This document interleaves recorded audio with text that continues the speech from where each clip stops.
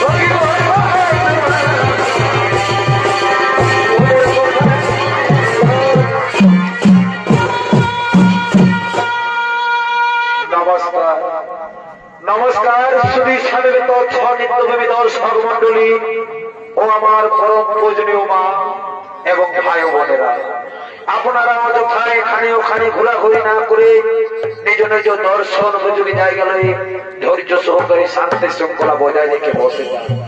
এরপর জীবিরা মা ভূম একাডেমি অস্থায়ী তিলোচন কর্মকারের পক্ষ থেকে আপনাদের মহান আলোকিত রঙ্গমঞ্চে আমরা যে দ্বিতীয় পালা মঞ্চস্থ করতে চলেছি, সেই পালাটি হলো সম্পূর্ণ বাস্তব ধর্মীমূলক ছৌ নৃত্য পালা। তাই সেই পালাটিকে অস্থায়ী তিলোচন কর্মকার নৃত্য রূপে নাম রেখেছেন ভক্ত ধ্রুব।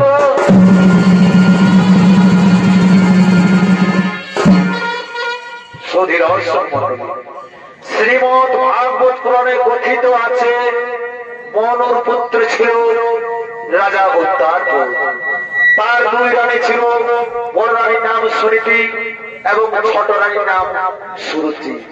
ছোট রানী সুরুচি স্বামীর অধিকার বেশি পেতে চায়, তাই বিনা দোষে বিনা অপরাধে বড় রানী সুনীতিকে বনবাসে দেয়। এবং বড় রানী সুনীতির পুত্র ধ্রুব কিভাবে বিষ্ণু চরণ পেয়েছিল তা আমরা পালাখানির মাধ্যমে তুলে ধরতে চলেছি। তাই এতক্ষণে আপনাদের মহান আলোকিত রঙ্গমঞ্চে যে পালা মঞ্চস্থ করতে চলেছি, সেই পালাখানির নাম হল ভক্ত ধ্রুব।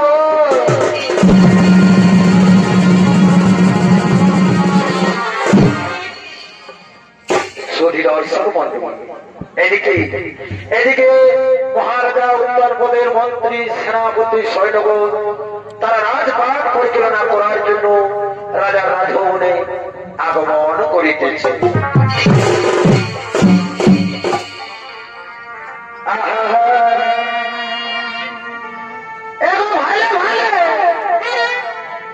এই মন্ত্রী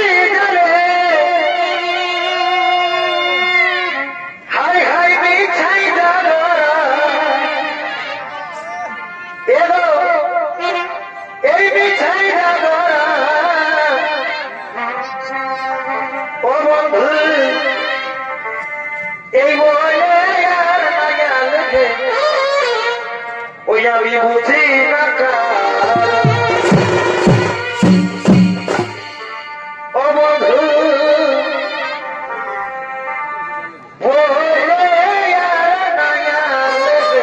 বুঝি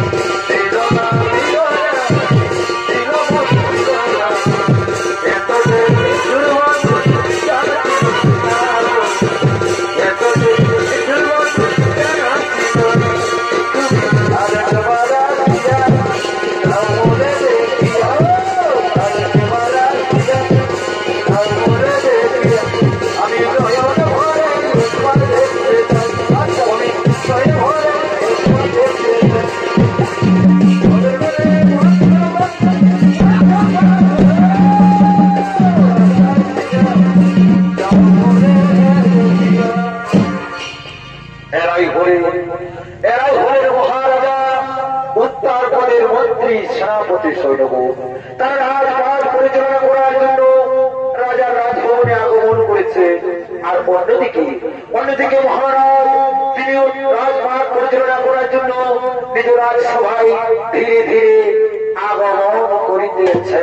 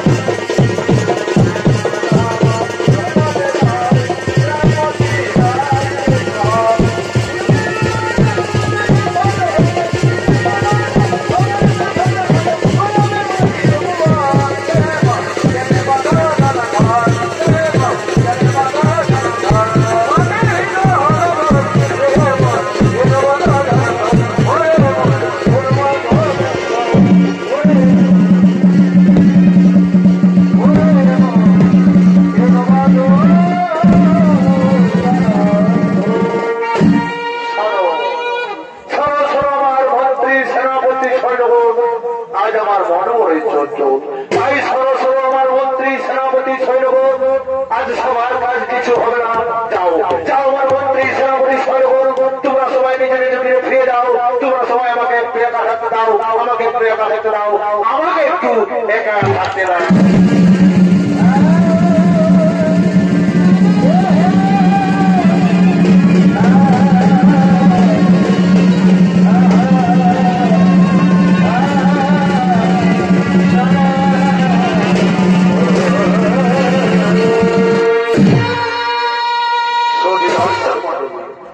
এদিকে মহারাজা উত্তরপদ তার নিজ রাজসভায় চিন্তামগ্ন হয়ে বসে পড়লেন। আর অন্যদিকে তার ছোট নারী সুরুচি তিনি তার সঙ্গী সাথীদের সঙ্গে রাজভবনে আগমন করিতেছে।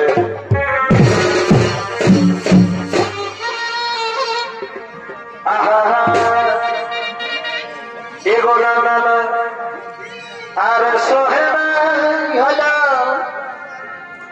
এই তোর পীড়িতির জ্বালা ও বন্ধু চিকন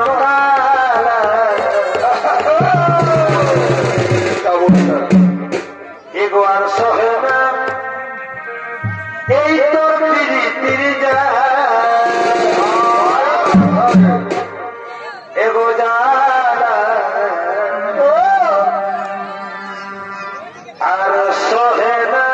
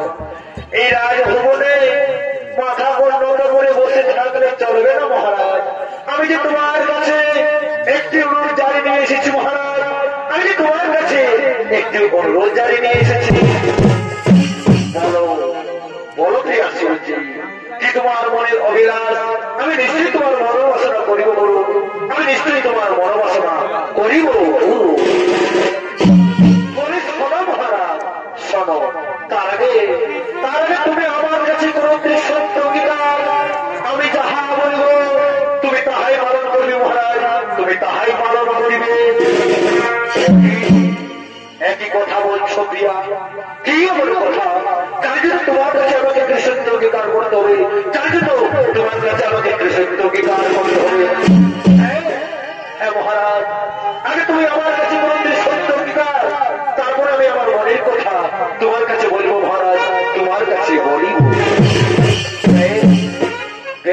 শুনেছি তাই হবে। প্রিয়া আজ আমি তোমার কাছে করবো সত্য অধিকার। শোনো শোনো প্রিয়া, আজ আমি তোমার কাছে করছি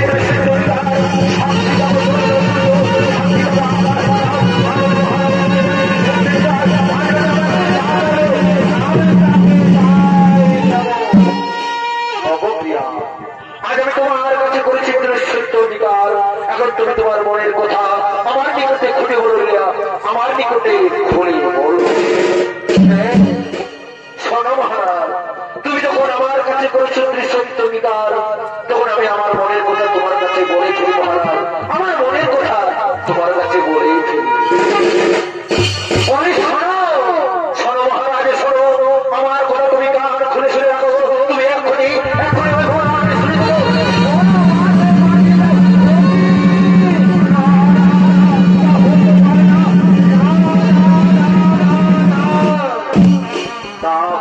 শুনেছি তা কখনো হতে পারে না।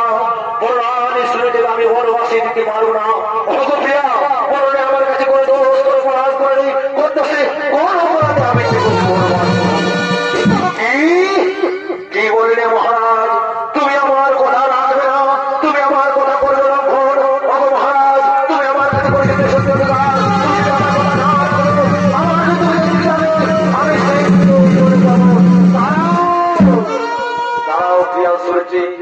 দাঁড়াও, তুমি আমার অন্তর তনু, তুমি আমার হৃদয় ধরাধর। তোমাকে ছাড়া আমি বাঁচতে পারবো না প্রিয়া। প্রিয়া শুনেছি তোমাকে ছাড়া আমি কেমন বাঁচতে পারবো না। তবে বিরাট বিনা অপরাধে আমি কেমন করে বড় বড় বাঁচ দেবো? তুমি আমায় বলে দাও আমি কেমন করে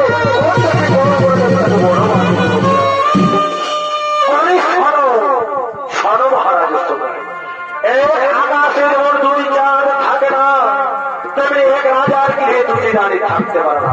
তুমি যদি আমার কথা না রাখবে মহারাজ, তাহলে আমি তোমাকে পরিষ্কার জানিয়ে দিচ্ছি আমার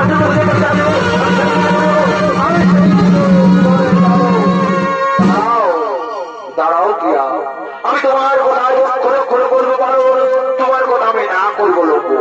পরে আমার মন্ত্রী সেনাপতি সর্ব তোমরা সব করে কার খুলে শুনে রাখো। আমার আদেশ তোমরা বড় শুনে দিকে এক্ষণে বড় বাসে বাড়িয়ে দিবে, এক্ষণে বড় বাসে বাড়িয়ে অগপ্রিয়া আজ আমি তোমার কথা করে করেছি পারো। তুমি এখন খুশি হয়েছো প্রিয়া, তুমি এখন খুশি হয়েছো তো? হ্যাঁ মহারাজ, আজ আমি বেজাই খুশি মহারাজ। আজ আমি বড় রানী শুনে দিকে দিয়েছি বড় রাজ, তাই তো এই রাজমহলে আমি তোমাকে একান্ত আপন করে পেয়েছি মহারাজ। তাই তো এই রাজমহলে আমি তোমাকে আজ একান্ত আপন করে পেয়েছি।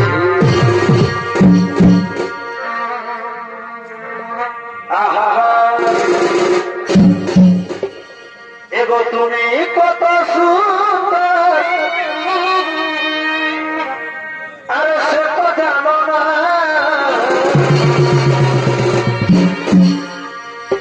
ও প্রিয়া তুমি কত সুন্দর, এগো সে তো বুঝো না। আর কখনো কি আইনাতে ও তুমি মুখ দেখো,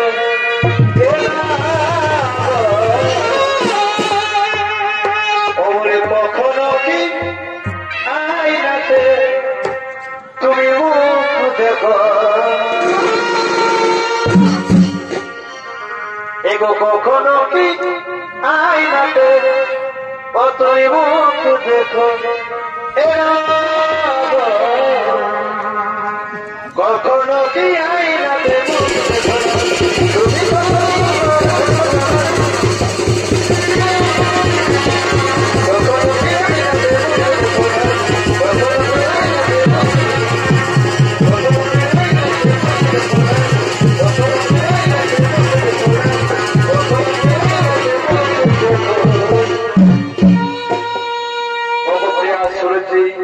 আজ আমি তোমার কোথাও করেছি বলো, তাই আর বিলম্বে রাহি প্রয়োজন। সুপ্রিয়া করো, আমরা দুজন মিলে আমাদের স্বয়ং পক্ষে চলে যায়।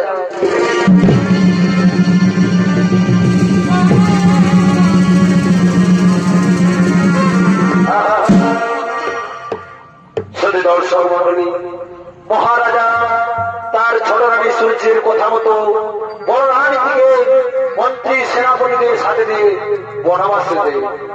তাই হতভাগিনী আজ বনবাসে কাঁদতে কাঁদতে আগমন করিতেছে। এগো পাখি জানা এদিও দয়া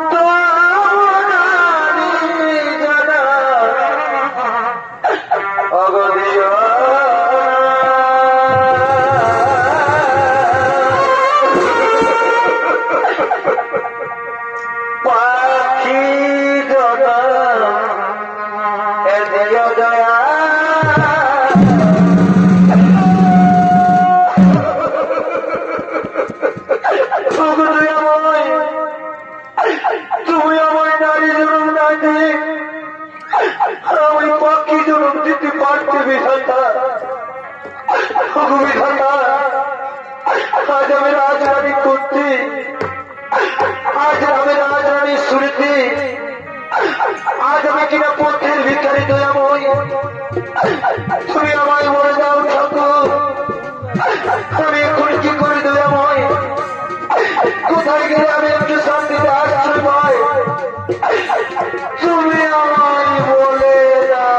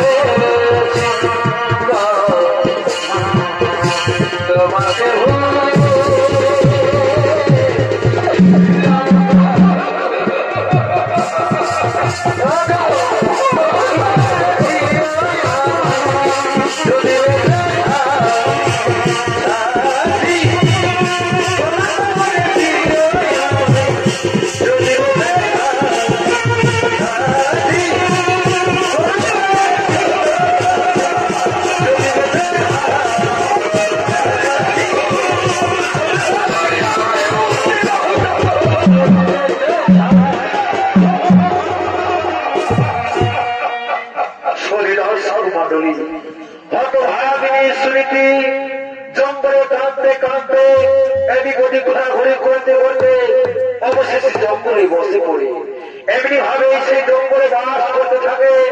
দেখতে দেখতে প্রায় কয়েক বছর পার হয়ে যায়। আর দিকে মহারাজা অত্যন্ত তার মন্ত্রী সেনাপতিদের সঙ্গে শিকার করার জন্য সেই গভীর জঙ্গলে শিকার করার জন্য আগমন করিতেছে।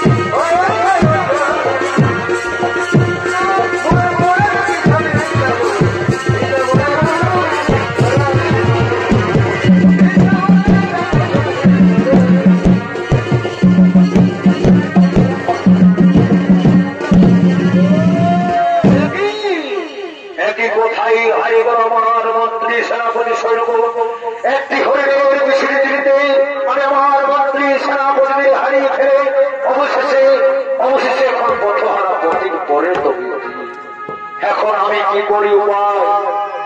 এই গভীর জঙ্গলে আমি তো ভালোভাবে পথ ঘাট চিনি না।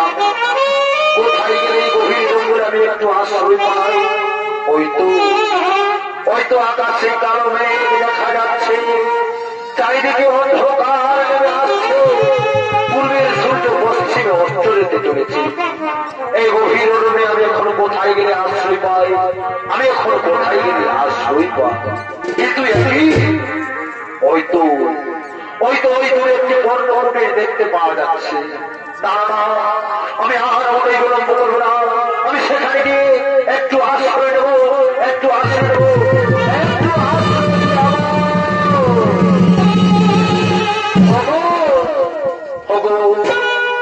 যে আছে ওই পর্ণবটির ভেতরে আমাকে এই ঝড় বৃষ্টির হাত থেকে আজকে রাতটুকু আশ্রয় দাও না। হ্যাঁ, কি এই গভীর জঙ্গলে কে যেন চিৎকার করে বলছে, কে কোথায় আছো? আমাকে এই ঝড় বৃষ্টির হাত থেকে আশ্রয় দাও। কিন্তু এই অরণ্যে আমি ছাড়া আর অন্য কেউ বাস করে না। না না না, আমি আর পুলিশ ভিতরে থাকবো না। আমি একটু এগিয়ে যাই, দেখি কারো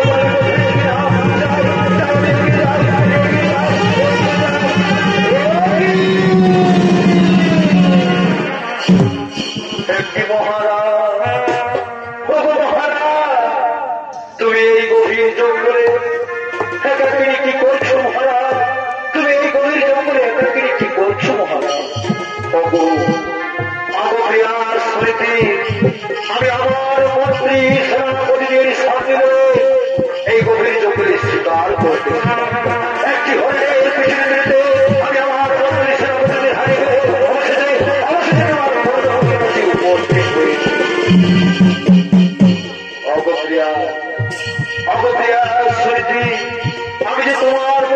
করে চলতে চায়, বিরাট সে বিরাট করে যাবে তোমাকে দিচ্ছি বরবাদ। তার জন্য তুমি আমায় ক্ষমা করে দাও, তুমি আমায় ক্ষমা করে দাও। স্বামীজি ও কথা বলে তুমি আমায় ছোট করে দিও না স্বামী। আমার স্বামী দেবতা, স্বামী দেওয়া শাস্তি নারীর পরম সৌভাগ্য, কিন্তু আমার স্বামী দেবতা না যেমন রাজ সিংহাসন, না যেমন কুসুম। আমি তোমায় কোথায় তাই এসো মহারাজ, তুমি আমার বর্ণগুলি রেখে আমি আমার শাড়ির আঁচল তুমি আঁচলে বসে বিশ্রাম করবে, আঁচলে বসে বিশ্রাম করবে।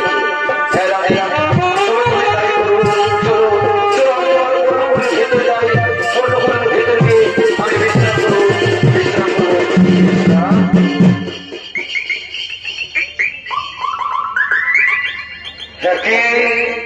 একই ক্রিয়া মনে হচ্ছে ভোর হয়ে গেছে। হ্যাঁ সত্যি তো ভোর হয়েছে। না আর তুমি আমায় প্রবোধের পেটে রাখো না প্রিয়া, তুমি এখন আমায় হাসি মুখে ফিরে যাও। আমি আর বলে ফিরে যাও।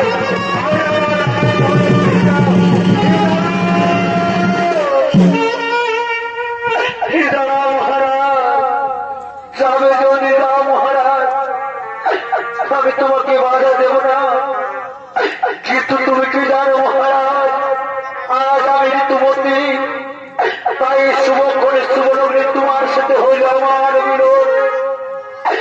তোমার অনুষ্ঠে আমার গর্বে যে সন্তান জন্ম নিতে চলেছে মহারাজ, সেই সন্তান যেন কোনদিন সন্তান বলে দুঃখ করো না, দুঃখ করো না প্রিয়া। তোমার গর্বে যে সন্তান জন্ম নিতে চলেছে, সেই সন্তান আমার অনুষ্ঠান বলে বর্ষিত হবে এই অবনী মণ্ডলী। এখন আমি আসি প্রিয়া, তুমি আমাকে বিদায় দাও। এখন আমি আসি, বিদায় বিদায় বিদায়।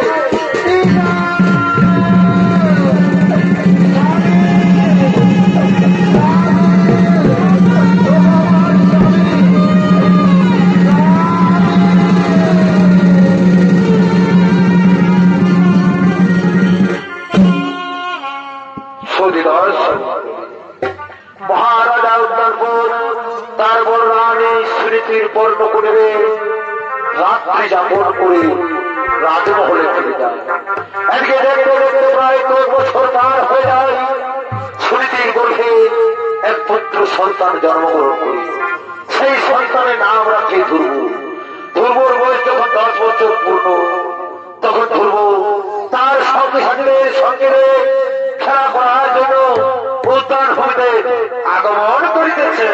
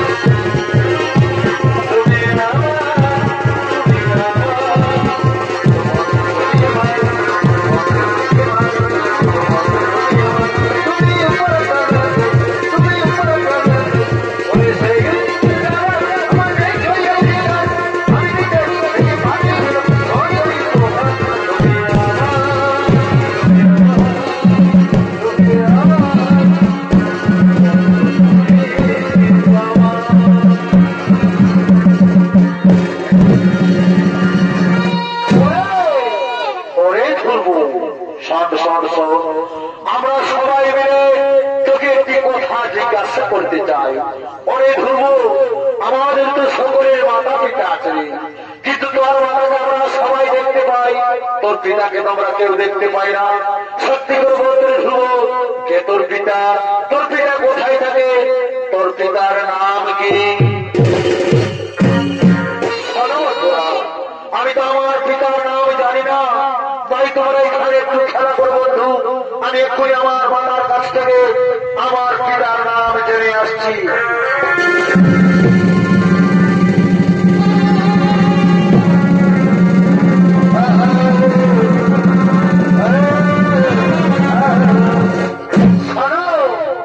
শোনো আমার বন্ধুরা, তোর নামাই বলেছিলে কি আমার পিতা? আমার পিতা কোথায় থাকে? আমার পিতার নাম কি? তাহলে শুনে রাখো বন্ধুরা, আমার পিতা হচ্ছে এই রাজ্যের মহারাজা। আমার পিতার নাম হল মহারাজা উৎপন্ন।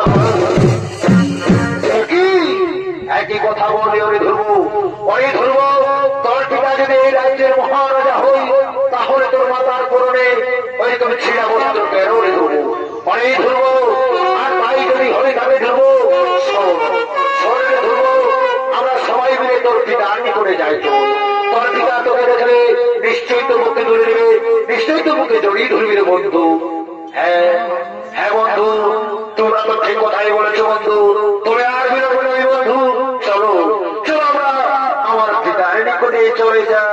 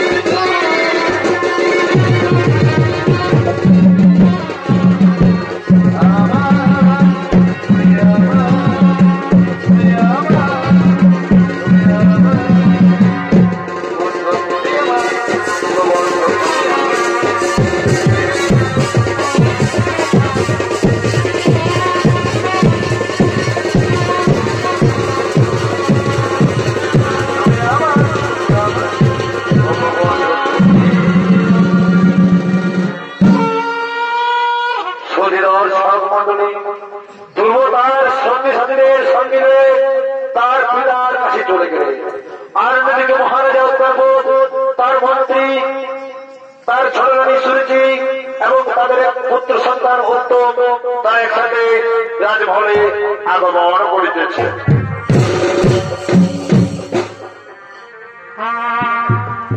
ওই আমি কি তোর ছিলাম,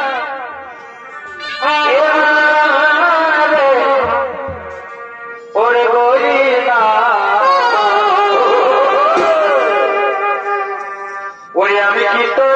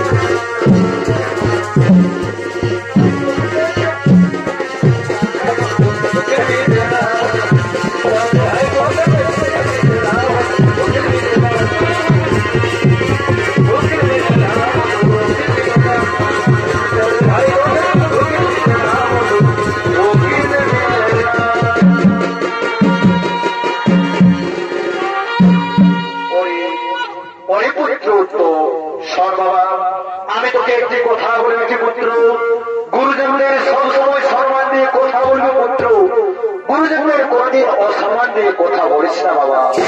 কিন্তু একই বালক কে তোমরা, কিসের আগে তোমরা আমার রাজমহলে আগমন করেছ? অগো মহারাজ, অগো মহারাজ, তুমি কি আমায় সত্যি সত্যি চিনতে পারছো না? তুমি কি আমায় সত্যি সত্যি ভুলে গেছো মহারাজ? ওই বালক, আমি তোমাকে কেমন করেছি? তুমি তোমার পিতা মাতার পরিচয় আমার কাছে বলো, আমি নিশ্চয়ই তোমাকে চিনতে পারবো বালক, আমি নিশ্চয়ই তোমাকে চিনতে পারব।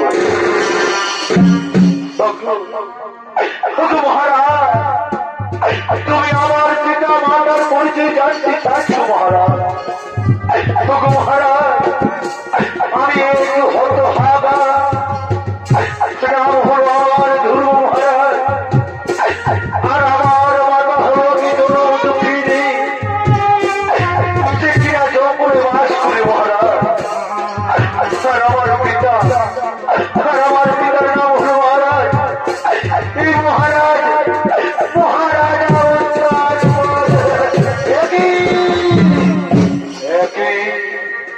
একই কথা বলে ধ্রুব, ওই ধ্রুব তোমার মাতার নাম শুনবি, ওই ধ্রুব তার মানে তুই আমার শুনবি ছেলে বাবা, তার মানে তুই আমার প্রথম সন্তান।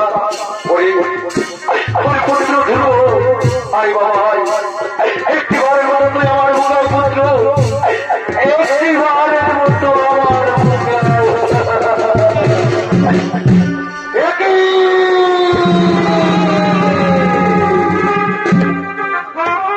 একই মহারাজ, একই করছো তুমি।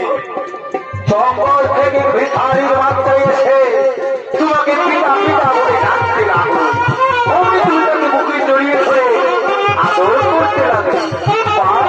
চমৎকার চমৎকার মহারাজ, চমৎকার তোমার পিতা। ওরে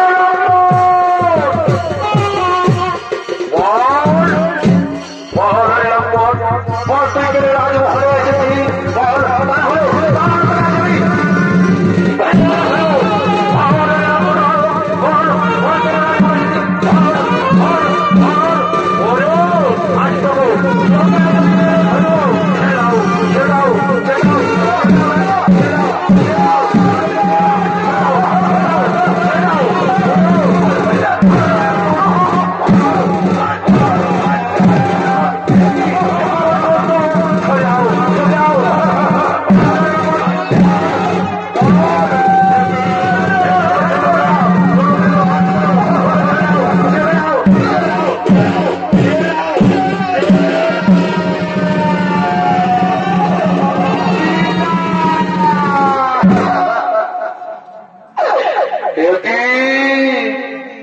একই করছো শুনছি, একই করছো তুমি। তুমি তো আমাদের সব কথা শুনতো, ধ্রুব আমার প্রথম সন্তান, তার মানে তো তোমার সন্তান, তার মানে তো তোমারও সন্তান। না মহারাজ না, ওই দাসী পুত্র কিছুতে আমার সন্তান হতে পারে না। একে আগে মেরে ফেলবো।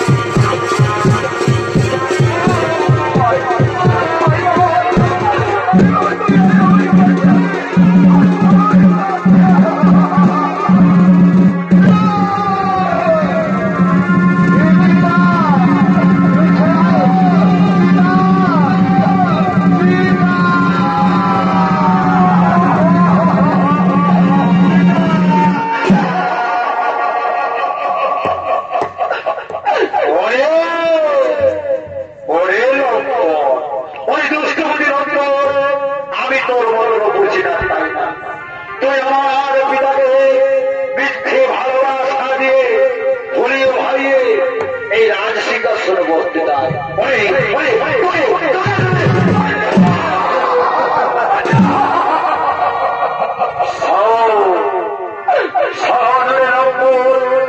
আমি তোকে পরিষ্কার জানিয়ে দিচ্ছি, আমি আর আমার মতো এই যতদিন রাজমহলে আছি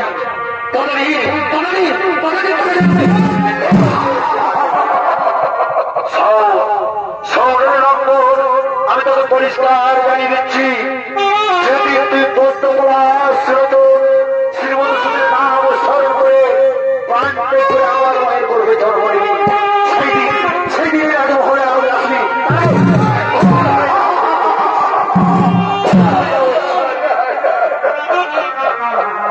ভাই আর আমাকে মারিস নারী ভাই,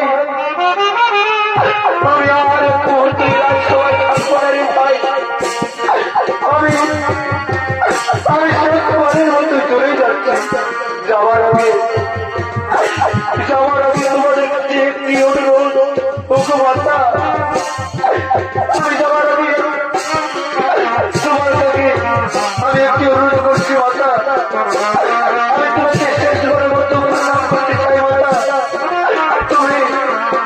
তুমি আমার শেষ প্রণাম করো।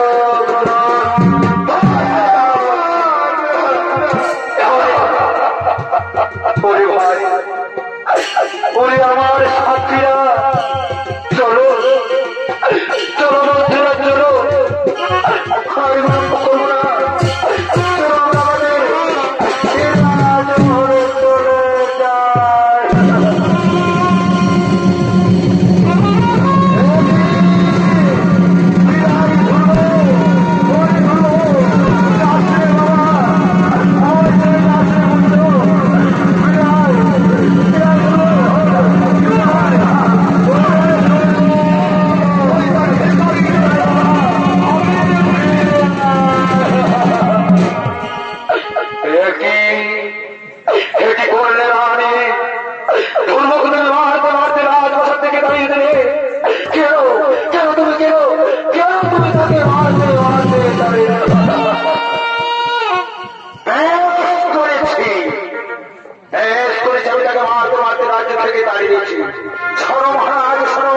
আমি তোমাকে পরিষ্কার জানিয়ে দিচ্ছি, তুমি যদি আমার কথা না শুনবে তাহলে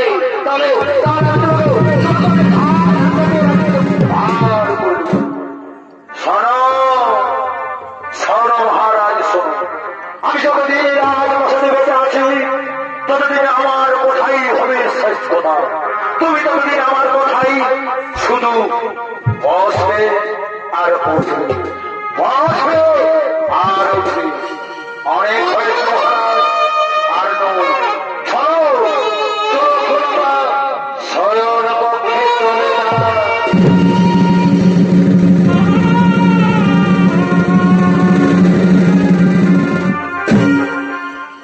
সখী দর্শক মন্ডলী, ধ্রুবকে মার ছোট মা চাবুক মারতে মারতে রাজ্য থেকে তাড়িয়ে দেয়, আর অন্যদিকে ধ্রুবর মাতা ধ্রুবকে দেখতে না পেয়ে ডাকতে ডাকতে আগমন করছে।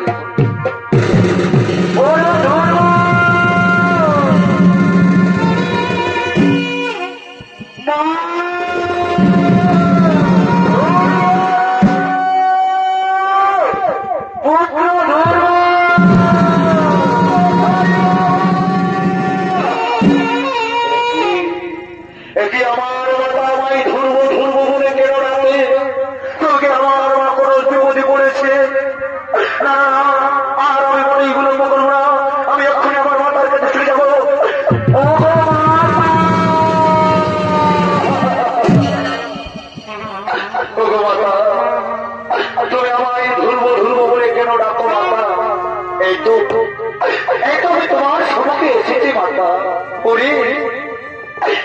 আমার নয়নের মনে, আমি তোকে কেমন করে বোঝাই বাবা, তুই সারাই জগতে যে আমার কেউকে পুত্র, তুই সারাই জগতে আজ আমার কেউকে বাবা, তোকে যে আমি ওকে না দেখতে চলে আমি যে শান্তিতে থাকতে পারি না পুত্র, আমার নয়নের মনে একেবারে মতো আমার বুকে বাবা,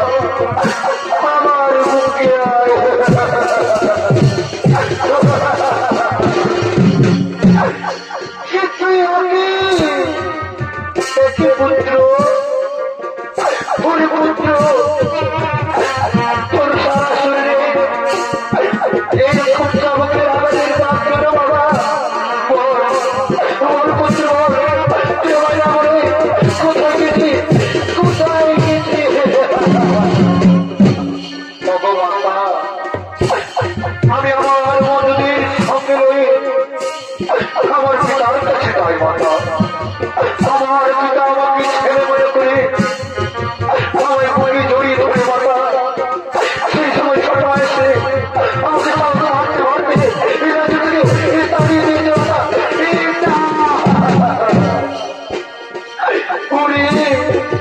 ওরে আমার মনে মরি ওই জানি আমাদের বিক্ষেপ দিয়ে থেকে বড় মাস দিয়েছিল আজকে তোকে মারতে মারতে দাঁড়িয়ে দিয়েছে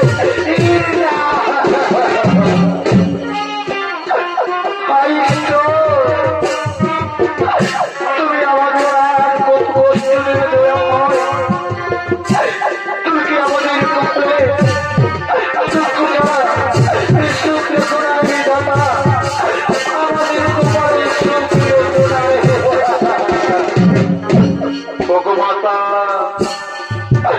তুমি আমায় বলে দাও না মাতা পড়তে পড়া তুলসীর মধুসূদন কোথায় থাকে মাতা আমার ছোট মামায় বলেছে মাতা আমি যেদিন পড়তে পড়া তুলসীর মধুসূদনের পাইব স্মরণ সেদিন আমি তোমার চোখের জন্য মুছে দিয়ে আমি হব এই রাজ্যের মহারাজা ওরে পুত্র ওরে পুত্র আমার আমি তোকে কেমন করে বোঝাই বাবা আমি যে তাকে বিয়ে না নাকি পুত্র সে তো আমাকে তাকে কোনদিন ছাড় দিই না বাবা পুত্র না তাকে ছাড়বে না কিন্তু মাতা আমি আজ দেখতে চাই মাতা বলতে বলা কেমন করে আমার কাছে সারা দিয়ে আসে তাই এসো মাতা তুমি আমার সাথে একসাথে বলতে বলা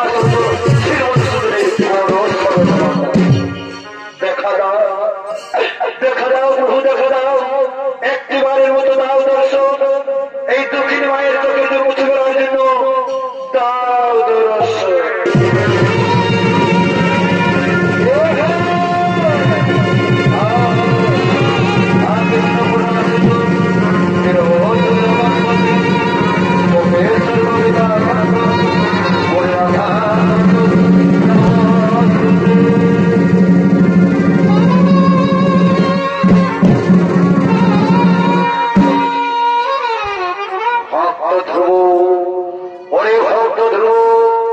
আমি তোমাদের যাকে সারা দিয়ে তোমাদের সমুদ্র এসেছি নয়ন মিলে দাঁড়িয়ে রাখো আমি তোমাদের সম্মুখে দাঁড়িয়ে রয়েছি এসেছে মোর ভক্ত বাঞ্ছা কল্প তরুণ সত্যি তুমি আমাদের কাছে সারা দিয়ে থাকো প্রভু তাহলে আমাদের শত কোটি প্রণাম করো তথাস্তু আউথান হব বলো বড় ভক্ত কিসের লাগিয়া আমায় করেছ ভগবান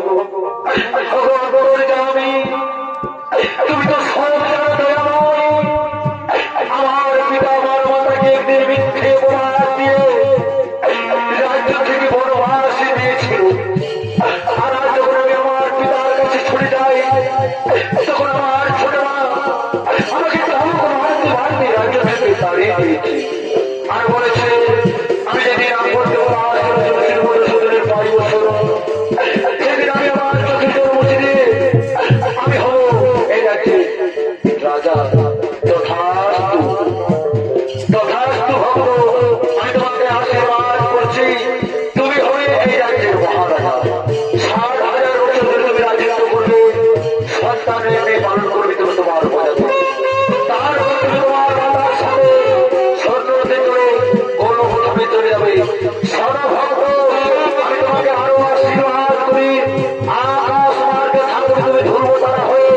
আর এই সংসারে সকল নারী প্রতিদিন থেকে তোমায় সন্ধ্যা আরতি করবে, তোমায় প্রতিদিন থেকে সন্ধ্যা আরতি করবে। এই আমার আশীর্বাদ রইল, এই আমার আশীর্বাদ রইল।